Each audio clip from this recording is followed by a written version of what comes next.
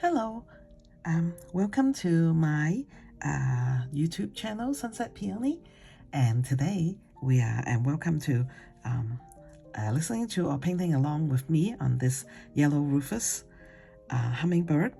He's the male color because the male color is more like a gold, reddish gold color, so we pick quin gold.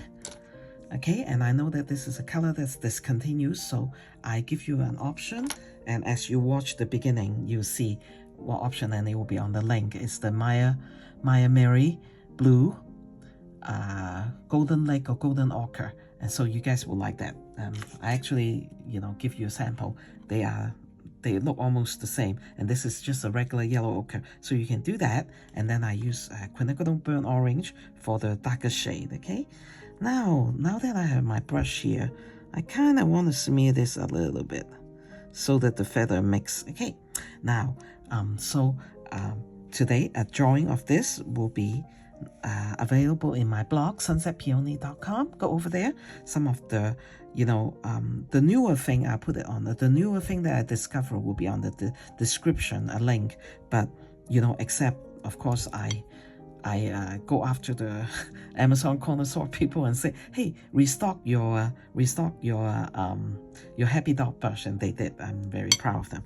And so and also what I'm doing is I'm also ordering some brush that is people say that is there an Amazon brush that is comparable to the Zero, so they don't have to pay the $10 Oriental Art Supply. I encourage, if you really want to split the cost up, then you can do what I do. If you like to, is to order 2 or 3 of this Zero brush. And so they're $2.99 each, or maybe now it's a little bit more than $3. This one I have never used. This is the one I use for a few years now, and it's still very good.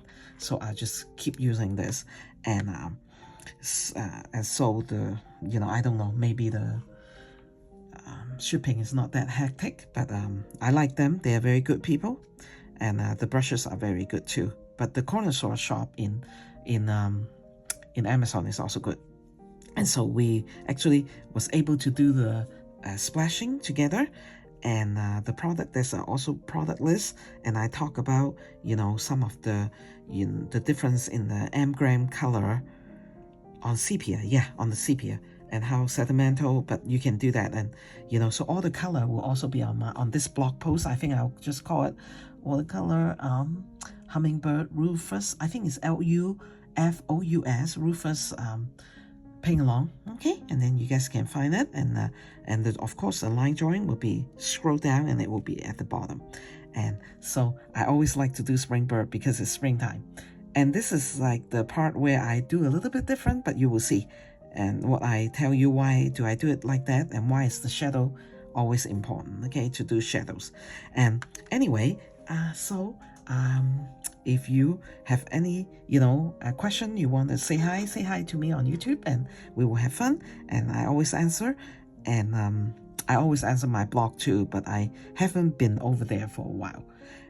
So I need to go look at what comment you guys have given me over there. And thank you so much. This is a relatively fun and easy with the line drawing already given to you. And so I hope you guys really do that. And I will stop chatting so much and get on with the video. And oh yeah, and also let's sign it. I love you guys so much, and love you guys for your positive, encouraging comment on my YouTube. I really love that. And because normal human, we get down sometimes, but I love it when I see that you guys have been painting and giving it away to families and friends. And so very happy that you guys are doing that. And I will see you right away with the painting. Thank you. Hello, let's get started, shall we? And just wanted you to know I'm going to use the full brush, the Happy Dot, and the Zero brush, heavily on the flow and the Zero. But it all depends which brush I pick up. If I pick the right one up, then I'll use it, and if it is not right, I'll use it too. And then let's get the it appeared to be more intense, the pencil mark. So just a good practice to just at least for me, to erase some of the, and this is a good eraser, right? And the link is on in my blog. And today I also want to slightly mention, I'm going to be using mainly quinacridone gold, and but a very, very good alternative is the maimeriblu. I'll put the link on the description. They have a color, but now this is antique. It's over 10 years old, and it's called Golden Lake. And now they have one called Golden ochre, yeah, golden ochre. And so the link will be for the golden ochre, and I will actually show you with my brush. And I put it in one of my little dish over here. And this is the quinacridone gold, which is discontinued by Daniel Smith, and that is the ochre, okay? And so the golden ochre from Maimeriblu, and so I'm gonna put that one right there. We're gonna use this card when we splash color in a minute, okay? So that's the golden lake, or the golden ochre nowadays, okay? And this is the quinacridone gold. Okay, that's not very fair. I pick up a lot of quinacridone gold. Let me pick up a little bit more. Okay, they're very, very close in color, you know, almost identical. And then you just use a regular yellow ochre. Okay, also very, very close. So you don't have to worry if you don't have the quinacridone gold. I know a lot of people don't. But I'm going to get started because this is going to be so much fun. And I do the same as always do, put some micron so that it will be dry and they are water proof. And so they will just stay there. And then I have a drawing of this bird as always, okay, for you. And so let's get started. And I'll pick up some with a clean brush, pick up some quinacridone gold, okay? And I will try to separate this into like 2 parts on the face of the bird, so it become a little easier for us to manage, okay? I always like that. Okay, go all the way to the tip of the bottom of the face that's connected to the beak. That muscle that's connected, we'll do it all the way over there, okay? And nice and happy and gentle, and brush, okay? And sometimes there's some light coming in here, so I like to leave that a little bit lighter, but you know, just so that we can get the form ready better, okay? And now after this part is done, you know, it's kind of pretty. And this is this bird is you know, the hummingbird rufous is a male, and so I'm going to call him and you know, but do you know that in Chinese we don't really have you know, let me see, okay, we go all the way over here, okay? And him and her are the same in Chinese, so sometime you might catch me saying him and her, get that mixed up because, you know, just some tradition of grammatical mistake that I can't shake, but that's okay. Because the hummingbird, the rufous hummingbird, the male is very, very pretty, and I've always wanted to paint it with you here, and so this is a very, very good chance, okay? And we're gonna just leave it at that and let it dry, okay? And you don't have to like try too much to stay away from the eye if you also use micron, okay? Because that will the color will not move if you use this micron. After you know, give it 15 to half an hour, you know, just to be safe, okay? And then we're coming down, it's the same color, quinacridone gold. Just paint some of the feather and keep going, okay? And keep going down to here, to about this spot, okay? And I will show you, you know, if you don't feel like the paint is intense enough, just dab a little bit more, okay? And then we're going to just the same brush. Now I have practiced this bird for quite a few times because I made a mistake I made a couple of mistakes, and so you can see that maybe I'm going a little fast, but you guys, as I always say, you don't have to.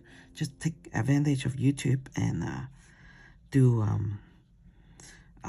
just do it slowly and stop it, you know, or enlarge the color, add it brighter, all those good stuff. Okay. Now I want a more dilute. And there's a, you know, on the chest there's a kind of like a U shape. Okay, then we kind of loosely but generally follow that. Okay, I have reference picture. Like I always tell you, I don't like to show it, you know, because I changed the reference picture. Like with this bird, I changed the eye position, and so it's not the reference picture. The eye is rolled back because the head is rolled back, but this come forward a little bit, and I also try to fan out the the bottom of the feather because I like it, because birds do things like that, and they stuck their head onto their feather and then they fan out, and how they clean themselves, right? I like to I watch bird a lot, of course I do, and this is the very feathery part that come with the body that attach itself to the you know, so I just clean the brush and kind of soften it, okay, and attach itself to the tail feather, and so this is a very pretty part too. I don't know, maybe should I even erase more, because I think that this is a little bit too intense. Okay, erase that, and you know, because I wanted you guys to see, you know, that I do have a line drawing, and the line drawing will be very, very easy. Now, so easy to copy, and now this I can touch it, and it is dry. And now what I'm gonna do is I'm gonna go into the pinks gray and dab a little bit of indigo or any kind of darker blue, okay? And I'm going to start painting the beak area. Okay, start over here. I think needed the color to be a little bit more intense, okay?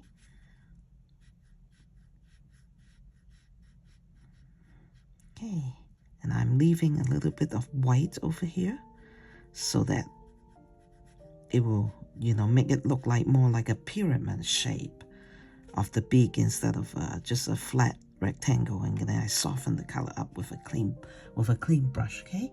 Now my throat is still, you know, suffering. I haven't gotten better, okay? And that's the bottom part, and that's good enough. I really actually like that. I like this little white part over here. And so I might sound kind of deep. I don't know. I don't know what's happening, but that's okay. Everything is okay with me because I don't really worry too much. You know, I had COVID actually in December. Now, the second color that we're going to do to intensify some of the feather to give it like a different variation of color is quin burnt orange. Okay, we've talked about that, and so I had this, you know, because that was a lot bigger. I took the tube dried, and so I cut it out, and you put it on a dish. I put it next to red because I know that there's some red in quin burnt orange. At least the way I look at it, you know, it seems like there is some, you know, sometimes I get a little nervous about talking about, you know, what I see in the color, because, you know, I don't know why it sometimes make people angry, you know, but so I will be a little more careful, okay? And that's my opinion. That's my eye, just from looking at it, okay? I just put some pigment on it, and then I clean the brush, okay? Dab it dry, you know, not bone dry, of course, right? You just dab it on a towel. I don't even have a napkin. Let me grab a napkin. Okay, well, just after you squish it in the water, you just kind of dab it dry. Okay, in a napkin. You know, it's always a practice to now, so the color is more rich, as you can see that, right? Now I'm going to, because this is a spring bird, a spring, I always like to do that. I don't know why. Is to now I'm picking up my syrup brush, clean it and dry it. Okay, now I'm going into the quin burnt orange. You know, that if you don't have the color, use burnt sienna, but I have like we have talked about it, it is a good color to invest some money in. And if you wanted to know where to buy it, you can go to Blick Art, or you can actually go on if you don't have a black art in your area. Now what I'm going to do is I'm going to darken that area. I use the quinacridone burnt orange to, you know, to use it as kind of like a shadow, if that makes sense, a shadowy area, okay? Because and then in a minute I will, and what that will do is, because of this darker color, it will push back that area, okay? Now I'm going to go into some sepia now. Sepia is quite neutral, and just drop just a little bit here. Further intense the pushing that area back, okay? Because it does go back on a normal bird body, okay? And so this will not be just a flat, it's an almost flat image right now, okay? And so we always use shadow to help us to get the form correct. Now same thing, use my zero brush and dip it in the sometime I wanted to show you, and dip it in the quinacridone burnt orange, and I'm going to do this same area, the same thing, okay? And what I'm doing is just I'm trying to make the bird, the lighter part, roll up towards us, and then it roll in to the beak area, okay? And so that's what I wanted to do. Because, you know, with the spring bird, I kind of always like it a little bit fantasy. Now I'm going to intensify this area just a little bit, okay? You know, so it's more almost like a fantasy bird, and I don't like to get the pastel color. The pastel nature of the bird, I always like to paint some really bright color, and now I dip some on the sepia, and then I drop it while it's still a little bit wet, okay? And drop it over here. Okay, you can see how I do that? Okay, so this area will be, you know, this area closer to the mouth will bend into the mouth area. Now I'm gonna go get a little bit paint spray and separate this, the upper beak from the upper beak from the lower beak, okay? Just like that, just a little bit. If you did it well the first time, because, you know, all of us are trying to do that, we might not come up with the same. Watercolor has its own mind and determination, and so you can just gauge it yourself and see, oh, if I need to intensify that, then I'll do that, okay? And so now we're gonna come here, and I'm going to give him a little bit of a flick, because I want you know, it to be a little bit more playful, if that makes sense. And so I'm gonna give his hair. Now you don't have to do that if you want, because now this is kind of stylized the bird, right? And if you don't want to stylize the bird, then you don't have to, but I think it's really cute to do that. And we're gonna put some of the burnt orange, okay? I don't like a lot of detail on the feather, okay, but a little bit is needed, and so that's what I do, okay? That's what I'm doing over there. And then on the eye, I'm gonna, you know, use a little bit of sepia to put over there, so that it will look like the eyes is pushed back a little bit, okay? So I just put a little bit of sepia on it, and then I clean the brush, dry it, and come out and soften it. Oh, I love that. Okay, let's do, well, there's not much on the other side, but I wanted to show it to you one more time, okay? So I'm gonna just put a little bit over here, okay? And I also want the eye area to be nice and gentle also. Oh, that's nice. Now, when this is totally dry, because of the form, the importance of the form, I'm going to come in and put a little bit of paint spray for a little bit of blue shadow. But I want it to be totally dry, and I'll show you what I'm going to do, okay? Now, I feel this feels dry, so what I'm going to do is take a pencil, and I encourage you to do so, and put a little bit of the scaly part on the face, okay? So not a lot. Let's just do 3 over here, and then we do a little bit over here, okay?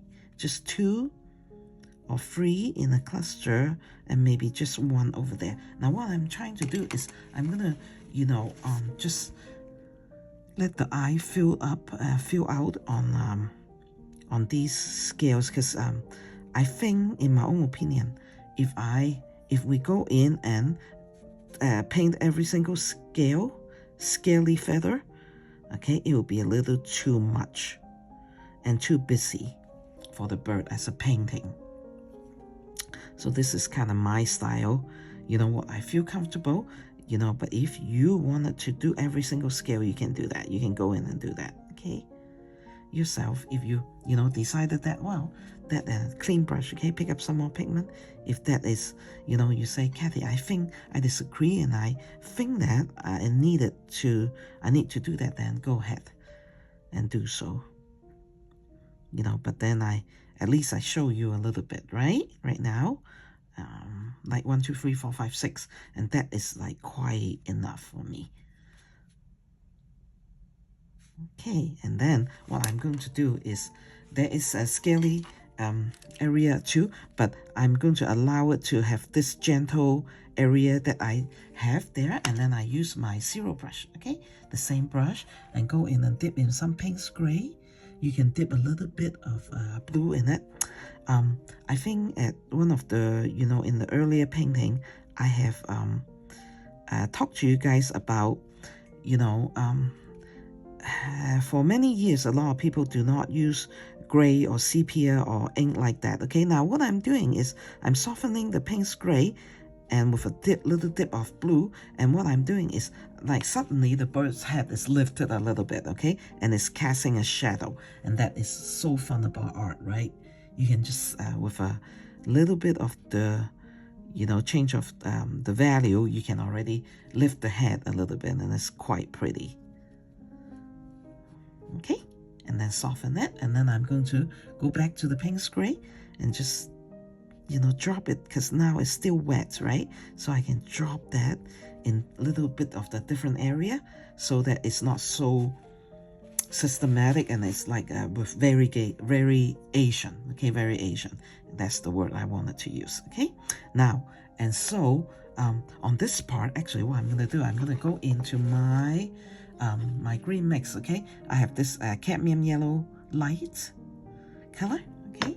And I'm going to put a little bit more. Why do I do that? Because it brightens up the bird, the chest of the bird. Okay, and then over the head part, and just drop a little bit.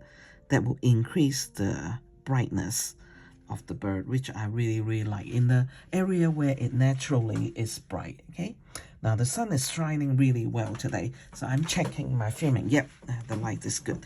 Now what I'm gonna do is, now I'm gonna cast shadow over here. Okay, so go back to a little bit of bigger brush, the same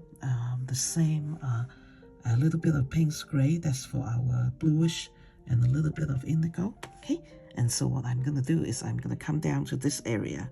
Okay, now why am I doing that? Because it's the same thing. I'm trying to get the form correct, okay? So as you know, if you walk a little bit further from the painting, after you're done, your eye will tell you that this area is pushed into the tree, you know, where the body round, and it's very so this, I'm gonna push back her tummy, so this become a very round shape.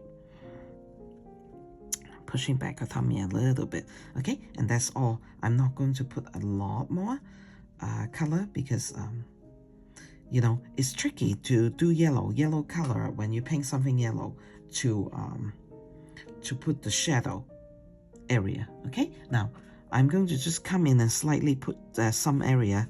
I'm assuming that this is dry. You know, a long time ago there was I took class for about 2 months, and the teacher said, if you wanted to do that, because gray is kind of blue, you mix with quinacridone orange, there's so much orange and yellow color, it will turn a little bit green. But as I was practicing, I actually liked the green, and so I'm going to do that. But you will see, okay, what I'm going to do is just the pinks gray, and just very light, very diluted amount on the tip of my brush, and I'm going to slightly touch the surface of the paper, okay, and go in here and not trying so hard to push it into the paper, okay, and that will give me the shadow. Okay, and then I'm drying my brush and soften this line. Okay, there should not be a harsh line. Now, why do I do such a light touch? Because if I don't, then the color yellow is not a, okay, let's use this color. The yellow is not a, or quinacridone gold, whatever. It can be moved. Like right now, you can see that I move, right? I move just now earlier what I showed you, and also the golden lake. That's just yellow. Yellow is not like purple. It's just stay really fast. Okay, so by touching it very, very lightly, I'm able to get the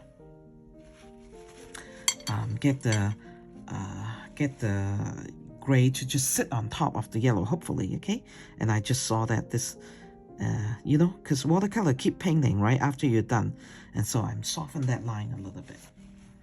When you see things like that, then you can just go in and kind of correct it, right?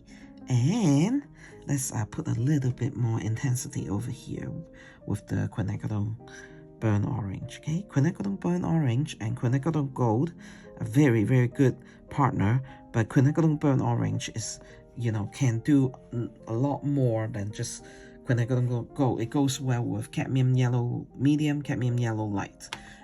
It's just a very friendly color in the yellow yellow and orange family, so I use that a lot. Okay, now I'm going to go in with my zero brush, very, very small brush, and I'm going to, you know, it looked like I put a lot of pigment, but don't worry. Okay, we're gonna come in and soften this. That will show some feather. At least that's my you know, show some feather on there, and a little bit here and a little bit there. Okay, and so at this area I also wanted to put a little bit of the pinks gray color, you know, because the the branch did cast a shadow over here, right? And we wanted to make it correct. You know, we try, as an artist, we try our best to paint the shadow because it gives you the form. Shadow are beautiful, you know, the way we feel about it. And so I'm going to try to do, you know, all the shadow, and you will see that I do. Now this quinacridone burnt orange is actually, you know, casting a shadow on there, right? And so now I'm going to come over here. Shadow is very good. It helps us to create a form. I'm going to do a little bit of a flick over here. Okay, and that will make the little scaly kind of you know, feather over here come alive. Okay, and I'm pretty much done with the face. You know, we don't want to, you know, pick on the face too much. I keep, you know, I can hardly see. I just keep wanted to make sure that the light is doing well. Outside is it's very, very sunny, and so today is a very, very good day to film. I love it, but I just want to make sure that the light is doing well. It's very hard for me to to check, but I think it's doing well. Okay, and if it's not bright enough, then turn it brighter. Turn your you know, whatever device, and then there is some shadow area over here too. You know, we just want to randomly do that so that, you know, we know that there's more shadow on the bird, of course, right? Because the feather kind of roll and fold. Okay. And then you can tell Kathy, we stop picking on the bird. Okay, we stop picking on it now. Right here, on the tail feather, I'm going to do something that I find that, you know, because I look and I look at a lot of reference. I have never seen a rufous.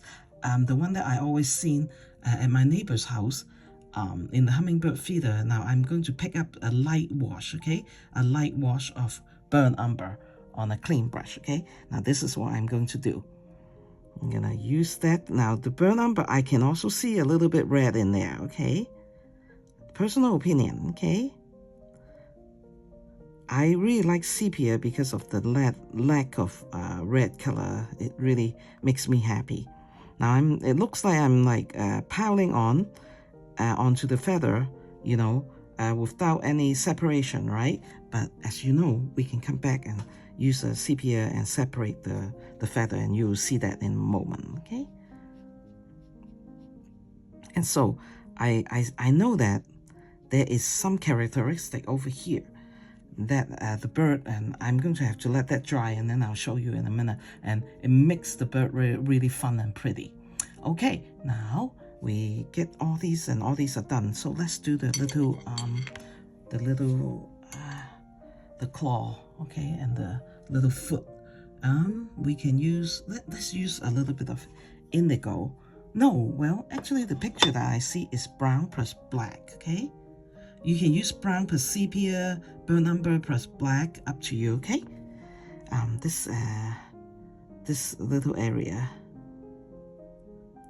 Okay, you see how intense, okay? I'm leaving the white just to show that there is, you know, it's the same, right? There is a highlight there. There is a highlight there. So that's the 1, 2, 3. And let's get a little bit more and do this area too. And I have some micron on it so that the outline doesn't move, right?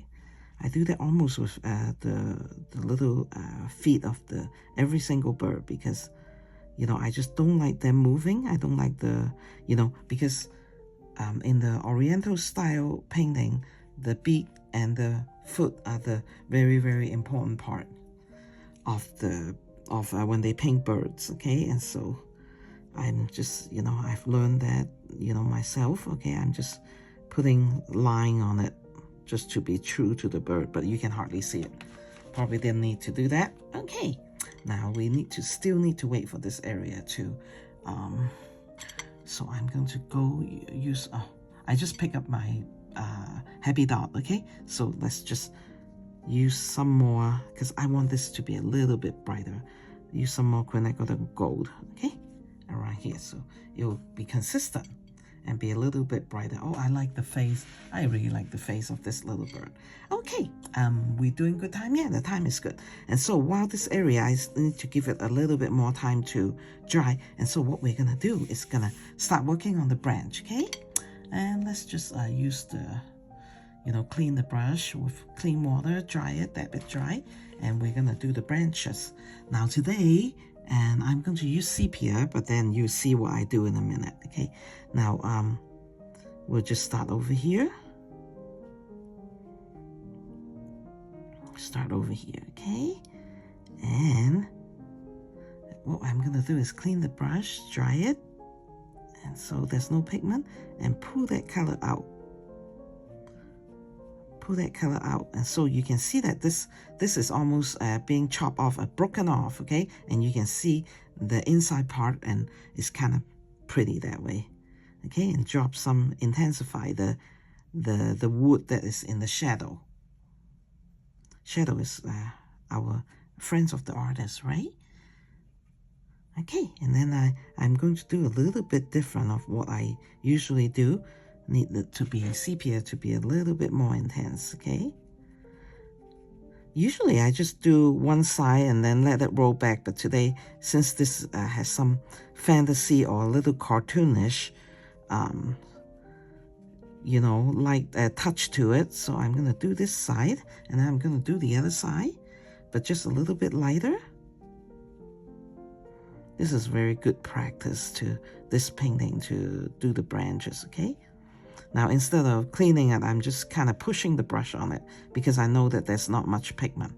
Okay, and I leave a stripe of this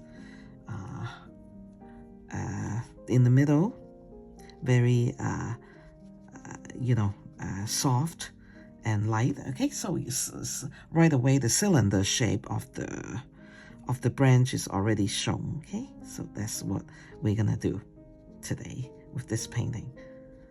I like that, you know. And then we're gonna just like kind of do the whole thing. It, you know, the way, you know, if I'm doing it a little fast, as I told you that you can slow down, okay? You don't have to do it as fast as, you know, because I tried this painting 3 times. I actually messed up the eye last time, and I look at it and look at it, I'm just not happy, and so I say, okay, now I just use some intenser, more intense sepia and drop it in different area, okay? while the area is still kind of wet, okay? And then I come over here and quickly soften that edge, okay? Now, sepia is also a color, at least this one is from M. Graham, right? I haven't ordered sepia from Daniel Smith. Okay, now what I'm gonna do is do the top part here, okay? I find that color is too intense, okay? So quickly come here, soften it. The sepia of M. Graham, which is what we're using now, are very sedimentary, and so quickly, very, very quickly, when you put it on the paper, it will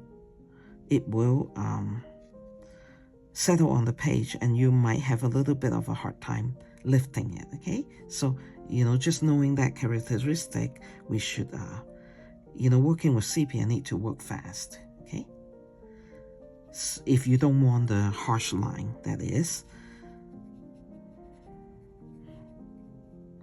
Do you guys like my new voice? I don't know if I like it, but it's okay. I think it's a little less harsh. The Cantonese, the way we speak is kind of harsh, right? And I've joked about it and talk about it, And if I know that you guys probably, Instagram, our own people make fun of our harsh way of speaking a lot, because it's our voice, right? And I think with this deep voice that I have, because of the COVID, I'm not as harsh. The voice is not as harsh. Okay, now you can see that, right? And what I talk about the sedimentary is like quite, it's settled down there, but it's okay. I like to do things like that. I don't, sometimes the line is soft, sometimes the line is harsh. That is the characteristic of watercolor, and I embrace it. Okay, dip some more here to show the shadow part. Okay, maybe a little intense, and then you soften it. Okay, now with that established, let's go to that tail, the pretty tail. Okay, now this is where my research come in and tell myself that they actually had this little black part over here, which is very, very pretty. I'm so glad that they are like that. Okay, and I'm not going into soften it, but I'm going into flick so that it looks like feather, because it is feather, and so we needed to make it so it's not just a black stripe. It should be some irregular shape on there. And I'm going to bring this up, and what I'm doing is separate that burnt umber, right? That light wash of burnt umber on there, separate it so you can see the individual tail feather, okay? And I'm very, very, very happy with that. And so let's go back and finish that up. Quite intense of color. We'll come over this way. What I mean is this rectangular shape is not really rectangular shape. It is feathery shape. And I'm so glad that I, because when I was doing, I put this onto the bird, right? Onto the original reference picture. And I was very, very glad that we could actually have something like this over here. Okay? And go back and use a clean zero brush, the same brush, and just kind of have some feathery, just feather it out a little bit, okay?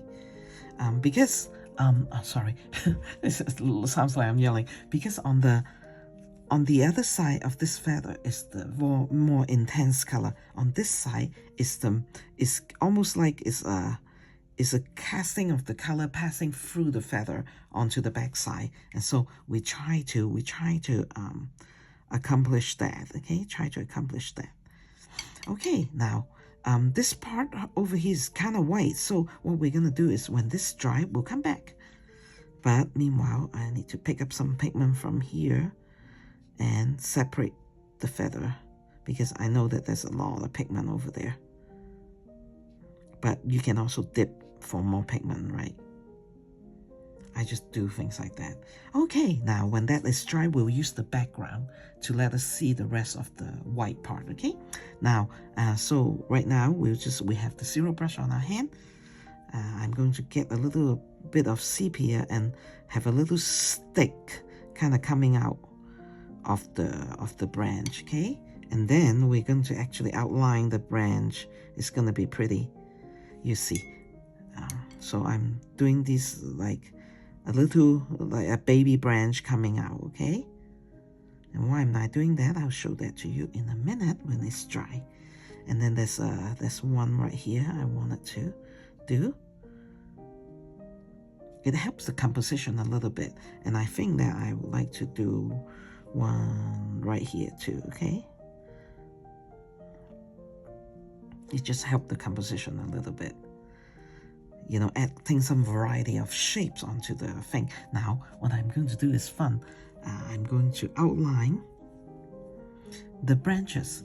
Now, I usually don't do that. I usually, you know, don't do outline, but since it is, I kind of want you guys to, you know, have the chance to practice doing the line on the branch. So I've decided that I'm going to outline it. Outline the not the outside, sorry. I'm outlining I'm outlining the texture of the branch. Sorry, it's kind of hard to, you know, think and paint at the same time.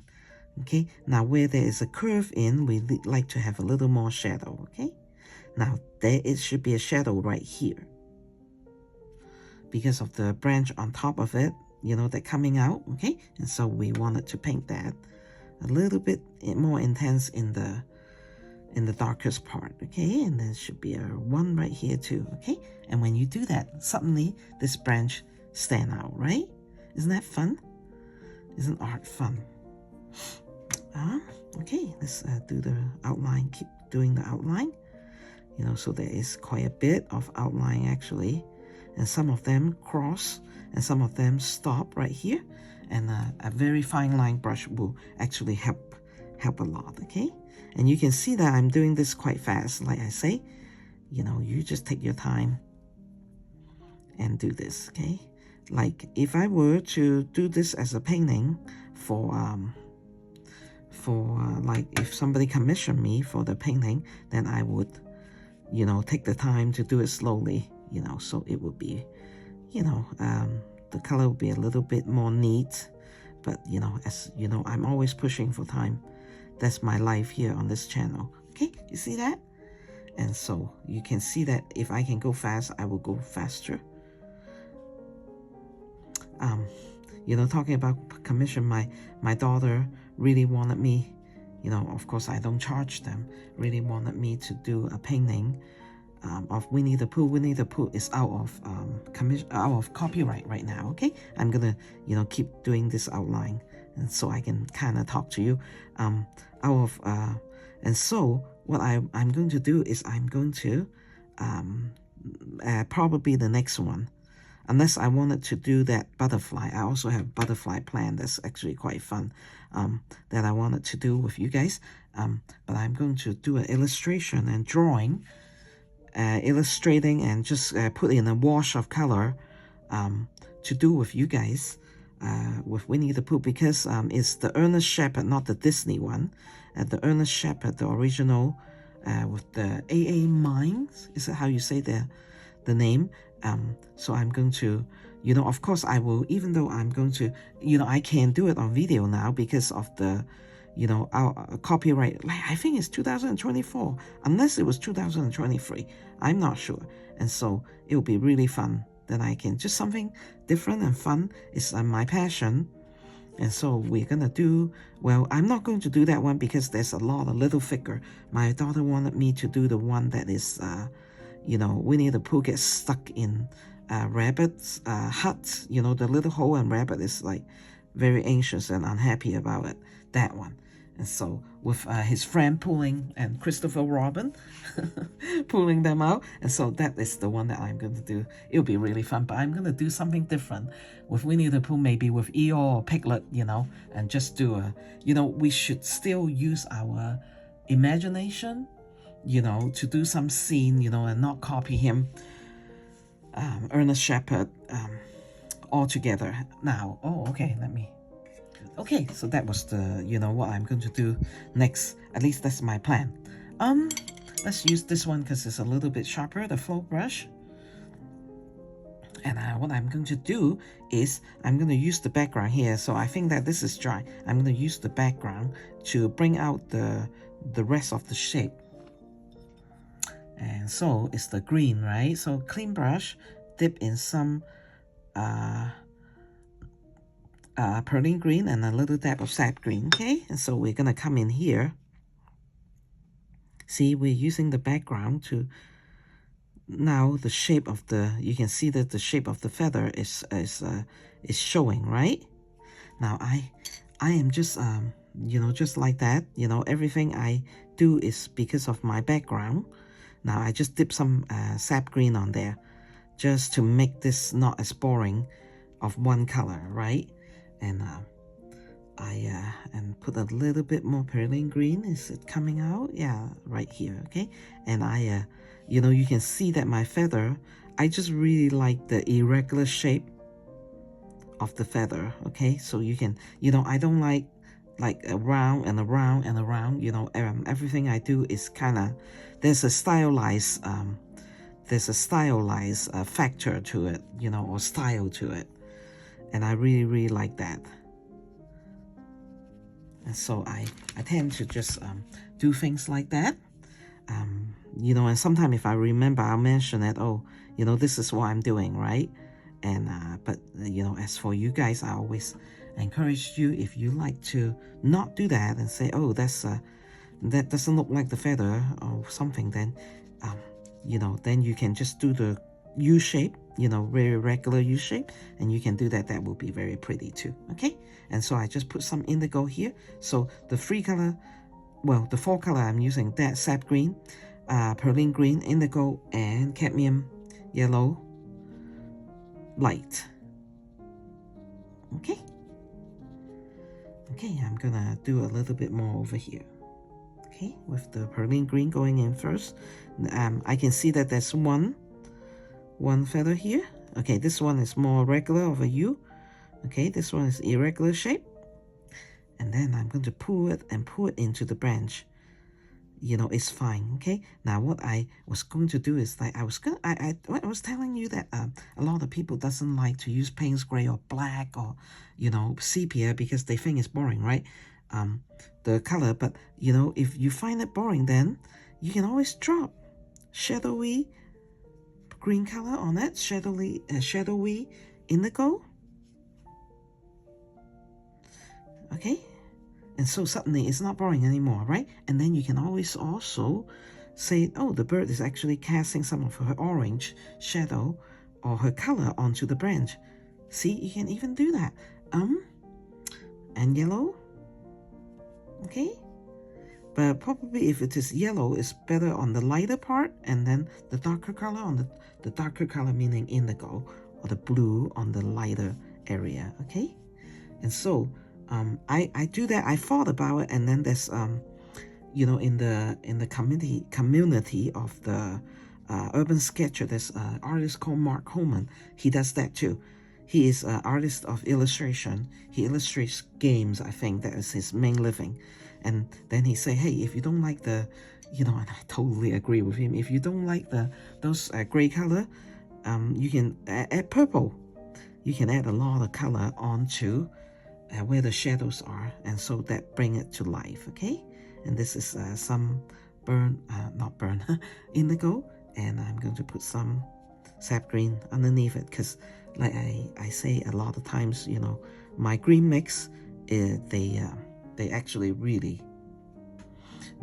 go well with each other. You can blend them when they're wet, and they won't. Now I'm going in here and separate the feather again. Okay, just a little bit, and then there's should be a shape here. I'll just use indigo. I'm quite random over here. No reason why, just you know, just happy, having fun. Okay, now okay, let's do a little bit over here. Okay, now you can see I'm at the tape because I prepare this drawing, and I say, oh, this drawing is my practice, and then it turned out I'm actually filming with this, and so the paper is a little small in size, but I love it still. Okay, so you know, there's some I'm going to quickly me quick, you don't quick. Quickly, because there's indigo here, so I'm doing the background just to be consistent. A little bit of indigo there. Okay, you can even have it go into the bird, for that matter, because you know, the meshing of the color from the background onto the bird is very pretty. And these orange color are quite dry, so we're good. Okay, we're good. Don't worry. All right, now let me see. Is that all the background? Yeah, that's all the background I'm gonna do. Like today, I just want to spend some time with dropping, like splashing color with you. Okay, so I will use my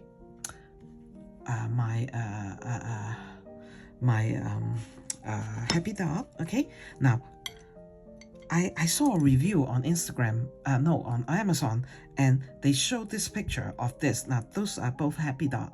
Okay, when this is wet, it'll be the same as this. Okay, so you know, don't worry about it if it looks like that. Brushes are supposed to look like that when they're dry. Now these are European brush. This one come from Natural Pure Squirrel, you know, from Big Art. You know, they're just, you know, because they're dry, right?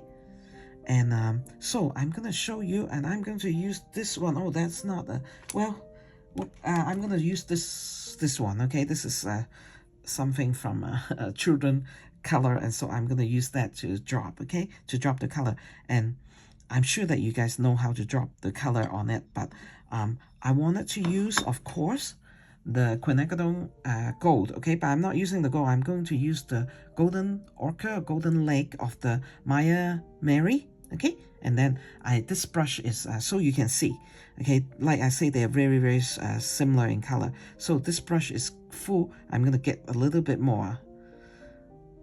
Okay, because you know, since I don't mix color, my color is actually quite dry. They mix on the page, right? And so when I need to pick up color, this is what I do. Okay, I roll my brush that are very wet onto the color, and if some of the yellow come in here, I'm not going to stress. Okay, and so now you can see that this brush is full of pigment. Okay, the color the paper that I use for scratch, right?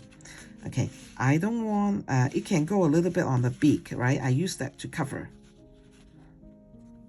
Okay, and a little bit on the tail is fine. Okay, so what I'm going to do is I'm going to take this too, and then I'm going to just do this. Okay, and it takes a minute, I mean, no, 1 or 2 taps before the color will come out. Okay, and so if you, of course, if you tap it harder, okay, some on the tail, I mean on the tail feather. Okay, I wouldn't mind, and some over here. Okay, now that's not done. I'm going to move that slightly and put some over here. Okay, there's still a lot of pigment in the. Okay, now, but one color is not enough. I always think that if you drop color, that's not enough. And so what I'm going to do is I'm going to use the pearlin green. Is that right? Or no, let's use sap green. Okay, sap green, and the same thing. Okay, clean brush with clean water, and I'm just gonna roll that next to, you know, take the edge, right? I don't want to roll it here in the middle. That's just the way I feel. You know, I just don't like, oh, that is a little too much, dry that, and a little too much water, I mean. Okay, and pick up the pigment. Okay, so that use a lot of pigment. And I'm going to use that same brush, and while the other one is drying, then I'm gonna, wow, that's sap green. Why does it look like pearlin? But it's okay, whatever. You know, I'm happy. Whatever it is, I'm still happy, because this just make make the painting have a little bit of movement to it, okay? And so I already did the dropping and the dropping of the color on it, and it's very, very happy. I'm happy with it. Now, so what I'm gonna do is I'm gonna clean the brush, okay? I don't want them to be little dots like that all over, and so I'm gonna just go in and at different spot, just gently pull out the pigment. Now I can see if you want to not mix the two, then where there is green and the quinacridone quinacridone gold mixed together, then you don't mix them, but I think they actually mix well. You can get a little bit of a darker yellow, or maybe it turn to green, okay?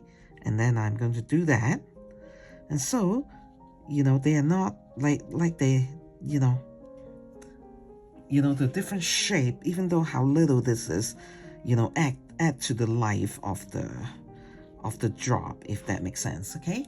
And this white part, I just smoosh it. I don't really care or mind, and then pull some of the color out. Isn't that fun? Now, I'm looking at this and I say, you know what though? It can use some kind of on the reddish side. And so what I'm gonna do is I'm gonna pick up some quinacridone burnt orange, okay, and just do a little shape here, okay, and then I'm gonna just pull that out just to add a little bit of variety to the background, so it's like really quite pretty. Okay, and then I will do some over here just so that I can have different shape.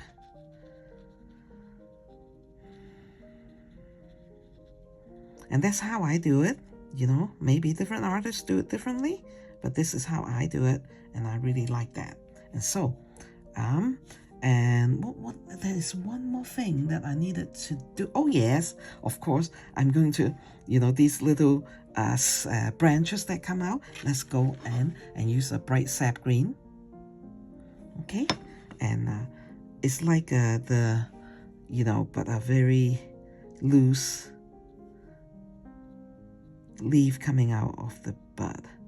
How pretty, Okay, do you like that? How pretty? And so that will just kind of give you a little bit of the nature happy, springtime, right? And so that is what I wanted to do before I finish this painting. And there's some of that quinacridone gold on it. I don't worry, okay? I just mix the color and let them mix on the paper. And you can do that too. Just so it give me a practice of being happy with color mixing on the paper, because it truly is a good thing. Okay, so some spring leaf is beginning to bud on this little tree branch, and we're very happy about it. And the bird is too. Do you guys have hummingbird feeder at home? I used to have it, and then the liquid ferments, and so it's probably my fault. Maybe I should have changed it a little bit more, so that it doesn't ferment like that. But it ferments, and so I didn't like to have drunk hummingbird. I'm just kidding. But there's a lot of wasp, and so when my daughter was little, I was worried about anaphylactic shock, and so I didn't have a lot of the hummingbird because of the wasps coming to visit my yard. And so I guess I can do it again now. Now, as of okay, so this had done a little background over here, and there's a little bit white. I'm just gonna leave it like that, okay? Just smoosh it a little bit. Maybe it's pretty, it's gentle. And so this is our happy spring bird. Thank you so much for coming and painting this with me, and more good stuff and fun stuff are coming, okay? And so we will have a good time together, and I'll see you guys in the next painting, okay?